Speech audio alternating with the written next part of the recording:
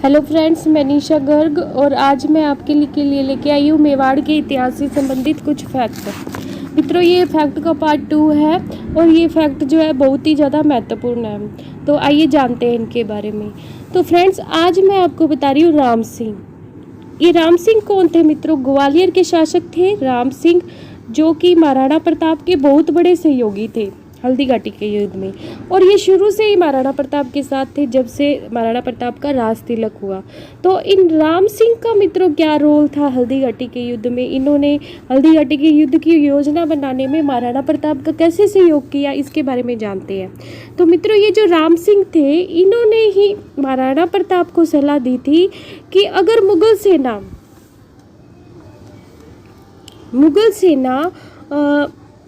महाराणा प्रताप पर आक्रमण करती है और उस वक्त महाराणा प्रताप की सेना पहाड़ी इलाकों में रहकर, गोगुंदा की पहाड़ियों में रहकर अगर मुगल सेना का सामना करती है तो हम मुगलों को निश्चित ही हरा पाएंगे, क्योंकि मुगलों की जो सेना है उसको पहाड़ी क्षेत्रों में युद्ध लड़ने का बिल्कुल भी अभ्यास नहीं है और वो पहाड़ों में ही फंसकर रह जाएगी, भूख प्यास से मर जाएगी। तो इस तरह मित्रों, इन्होंने एक बहुत अच्छी सलाह दी और इस सलाह के बल पर काफ़ी हद तक महाराणा प्रताप जो थे वो इस युद्ध में सफलता भी उन्होंने प्राप्त की। हालांकि युद्ध का जो अंतिम परिणाम है वो मित्रों अनिर्णित रहा। उसमें हम ना तो महाराणा प्रताप की विजय बता सकते हैं और ना ही अकबर की पराजय बता सकते हैं। तो मित्रों, ये जो परिणाम था, अंतिम परिणाम अनिर्णित रहा, लेकिन काफ़ी हद तक जो युद्ध की परिस्थितियां थी, परिणाम था लास्ट का, वो क्या है, काफ़ी हद तक महाराणा प्रताप के पक्ष में था। अब मित्रों जानते हैं हरावल और चंदावल, ये दो वर्ड हैं जो राजस्थान हिस्ट्री में महत्वपूर्ण है, हरावल और चंदावल। तो मित्रों, आज मैं इनको विस्तार से बताती हूँ आपको कि हरावल क्या है और चंदावल क्या है। मित्रों, तो हरावल जो है वो सेना का आगे का पार्ट होता था, जिसको मुख्य पार्ट कहते हैं। सबसे आगे की जो सेना का पार्ट होता था, मुख्य भाग होता था, उसको क्या कहते थे मित्रों? हरावल कहते थे। ये चाहे मुगल सेना हो चाहे महाराणा प्रताप की सेना हो, उसका जो आगे का पार्ट था उसको क्या कहते हैं? हरावल। और मित्रों चंदावल जो सेना का सबसे पीछे का जो पार्ट होता था उसको चंदावल कहते थे। महाराणा प्रताप की सेना के मित्रों हल्दी घाटी के युद्ध में 2 ही पार्ट थे और हरावल पहला पार्ट था और एक उसके पीछे का पार्ट था। मित्रों, ये 2 ही पार्ट थे, लेकिन मुगल सेना में 3 पार्ट थे सेना के। पहला था हरावल। इस हरावल का जो नेतृत्व कर रहा था मित्रों, उसका क्या नाम था मुगल सेना में? सैयद हाशिम। ये व्यक्ति जो था मुगल सेना की हरावल जो पक्ति थी, हरावल जो टुकड़ी थी, उसका नेतृत्व कर रहा था। और मित्रों, इसके साथ कुछ व्यक्ति और थे। कौन कौन थे इसके साथ? मित्रों थे मोहम्मद, इनका पूरा नाम है मोहम्मद हाशिम। क्या नाम है इनका पूरा नाम? मोहम्मद हाशिम।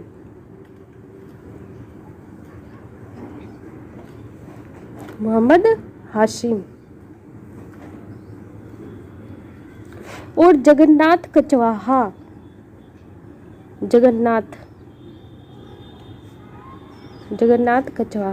सॉरी मित्रों, इनका नाम हाशिम नहीं, मोहम्मद हाशिम नहीं, इनका पूरा नाम है मोहम्मद बदख्शी।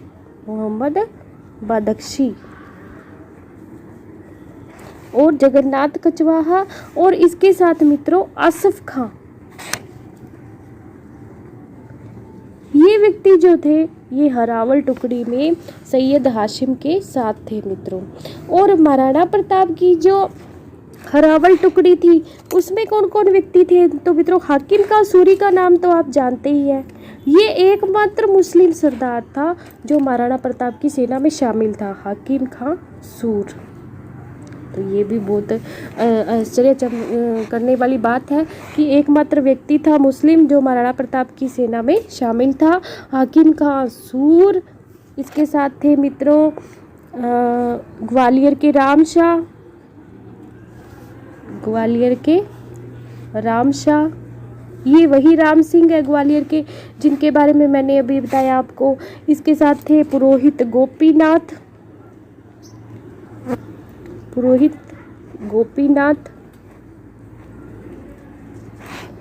और शंकरदास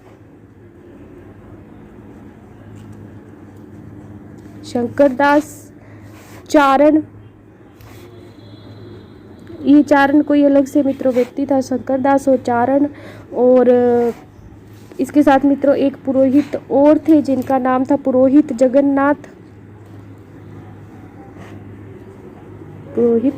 जगन्नाथ और सलूम्बर के चूड़ावत। इसके साथ मित्रों कृष्णदास,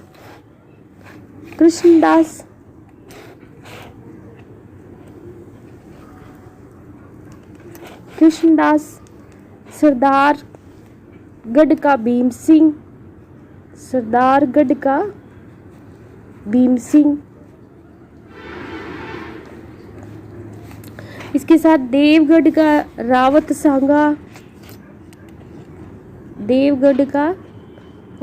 सांगा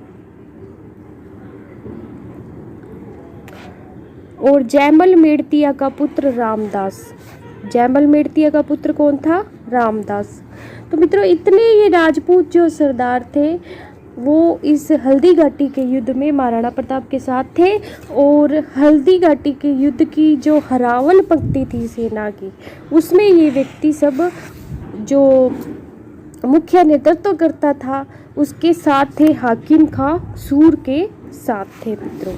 तो इस तरह क्या है कि दोनों पक्षों में हरावल जो सेना का नेतृत्व कर रहे थे उन व्यक्तियों के बारे में और उनके साथ जो थे उन व्यक्तियों के बारे में मैंने आपको सभी नाम बता दिए, उनके बारे में विस्तार से बता दिया। तो मित्रों इस तरह क्या है कि जो मेवाड़ में मतलब मेवाड़ का जो भामाशाह कहा जाता है मित्रों, मेवाड़ का उद्धारक किसे कहते हैं? भामाशाह को कहते हैं। इस भामाशाह को मेवाड़ का उद्धारक क्यों कहते हैं? क्योंकि इसने कठिन परिस्थितियों में, बिल्कुल विपरीत परिस्थितियां थी जब महाराणा प्रताप के लिए, तो इसने आर्थिक सहायता देकर महाराणा प्रताप को सुदृढ़ किया और हल्दी घाटी के युद्ध में उनका पुरजोर सहयोग किया। तो इनका नाम ही मित्रों भामाशाह था, भामाशाह। और इनके भाई जो थे वो थे ताराचंद। ये भी क्या है मित्रों हल्दी घाटी के युद्ध में सम्मिलित थे और इन्होंने भी महाराणा प्रताप का साथ दिया था। इसके बाद मित्रों जानते हैं अगले फैक्ट के बारे में। तो ये जो फैक्ट है मित्रों आपको सभी गाइड में, किसी भी गाइड में नहीं मिलेंगे, लेकिन इन फैक्ट के बारे में जानना बहुत ज़रूरी है क्योंकि ये युद्ध के समय की बहुत सी परिस्थितियों को हमारे सामने लाकर खड़ा कर देती है। तो मित्रों बदायूंनी जो था वो इस युद्ध का आंखों देखा वर्णन करता है अपनी कौन सी किताब? मंतब उल तवारिख। इस पुस्तक में ये जो बदायूंनी है वो हल्दी घाटी के युद्ध का आंखों देखा हाल जो है वो वर्णन करता है। और ये क्या युद्ध के टाइम वहाँ मौजूद था, हल्दी घाटी के युद्ध के टाइम क्या था, ये बदायूंनी वहाँ पर मौजूद था। इसने पूरे घटनाक्रम का विस्तार से वर्णन किया है मित्रों। तो मैंने आपको बताया मित्रों कि जो इतिहास है वो साक्ष्यों पर आधारित है।